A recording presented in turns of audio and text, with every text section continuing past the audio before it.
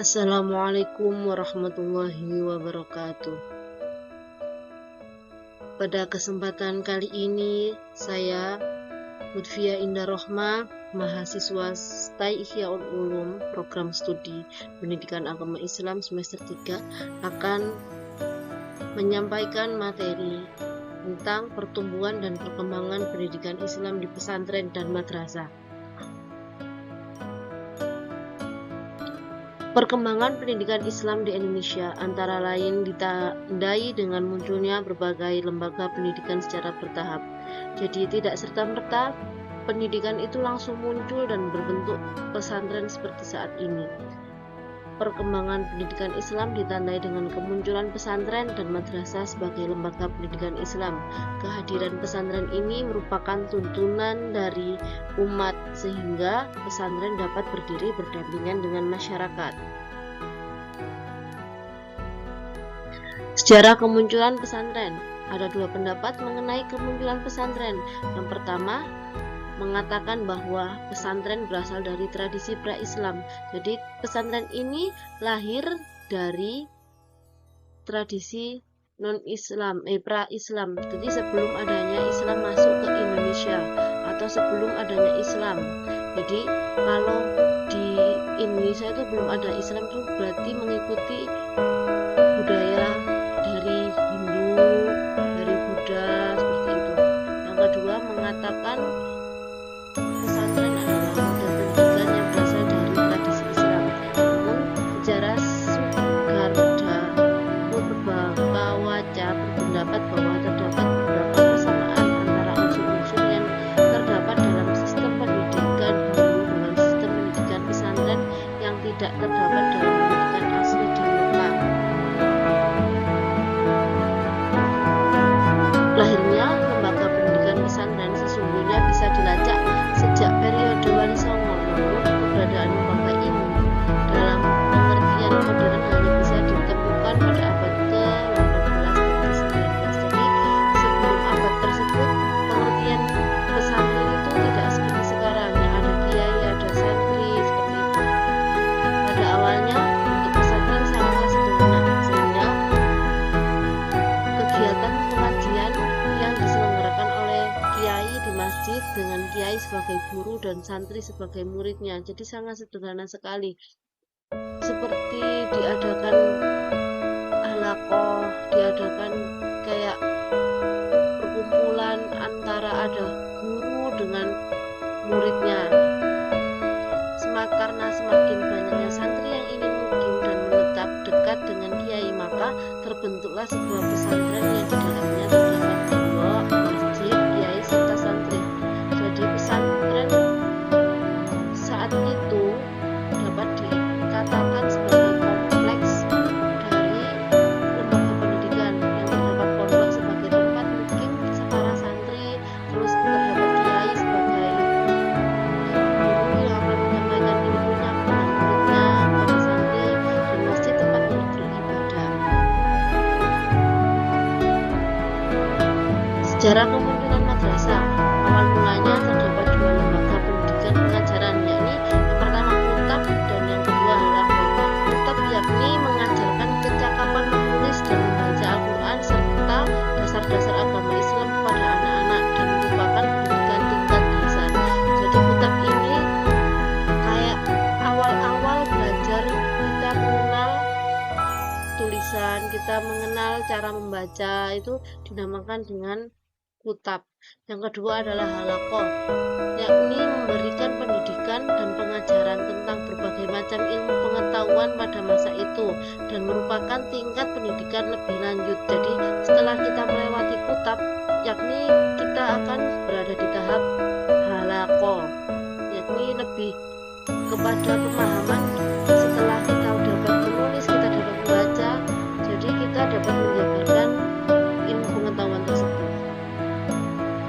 Akhirnya madrasah-madrasah di dunia Islam pada dasarnya merupakan usaha pengembangan dan penyempurnaan zawiyah. Zawiyah itu apa? Zawiyah itu merupakan tempat tinggal dan tempat kegiatan belajar mengajar setiap hari secara teratur. Kalau kayak sekarang itu bisa dikatakan seperti sekolah, seperti itu.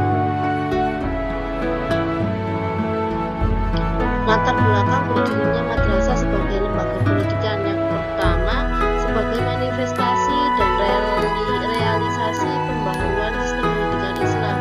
Yang kedua, usaha penyempurnaan terhadap sistem pesantren ke arah suatu sistem pendidikan yang lebih memungkinkan lulusannya memperoleh kesempatan yang sama dengan sekolah umum, misalnya masalah kesamaan kesempatan kerja dan perolehan ijazah. Yang ketiga, adanya mental pada sementara golongan umat Islam, khususnya santri yang terpukau pada barat sebagai sistem pendidikan mereka. Yang berikutnya sebagai upaya untuk menjembatani antara sistem pendidikan tradisional yang dilakukan oleh pesantren dan sistem pendidikan modern dari hasil akulturasi. Ini semua merupakan latar belakang terbentuknya madrasah sebagai lembaga pendidikan. Jadi tidak hanya dilakukan oleh para guru memberikan ilmu, tapi akan memberikan bagaimana kedepannya pendidikan ini bisa berjalan. Jadi adanya ijazah seperti itu.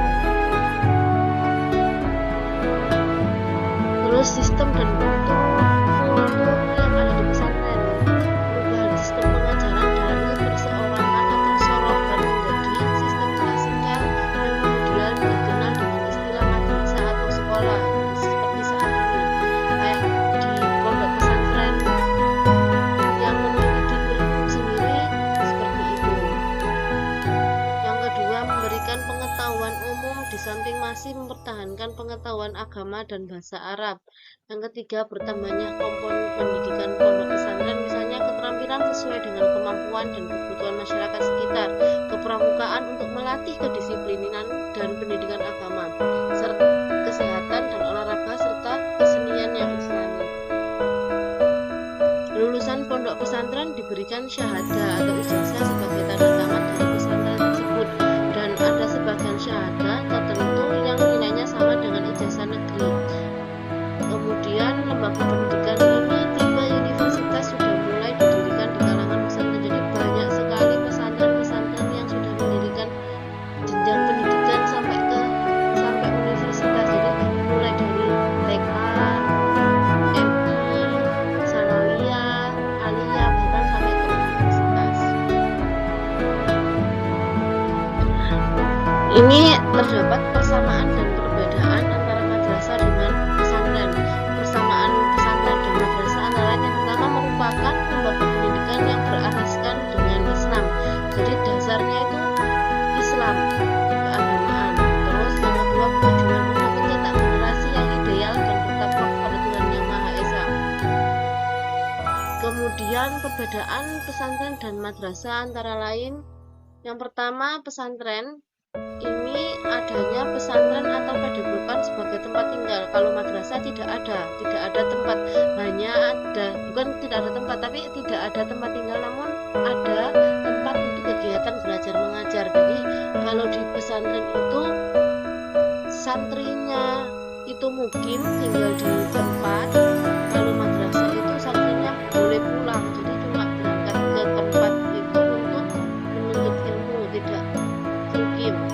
Yang kedua, kalau pesantren dipimpin oleh seorang kiai, sedangkan madrasah dipimpin oleh kepala sekolah.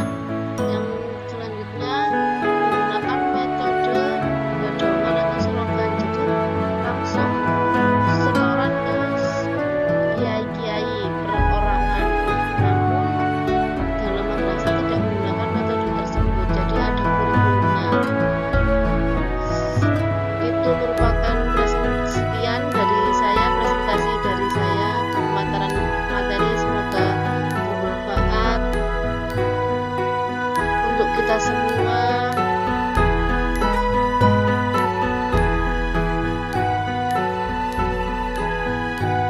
Akhirul kalam, ihdinas siratal mustaqim, subhana rabbika rabbil izzati amma yasifun, wassalamun alal mursalin, walhamdulillahi rabbil alamin.